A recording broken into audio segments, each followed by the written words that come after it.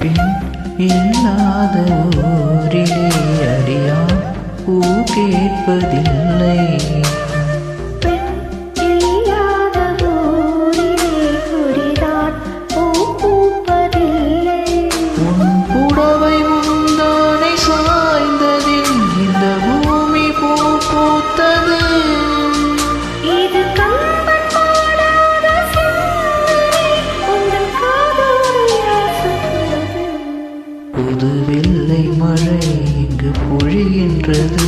இந்த கொல்லை நிலா உடல் நனைகின்றது. இங்கு சொல்லாத இடம் கூட குளிர்கின்றது. மனம் சூடா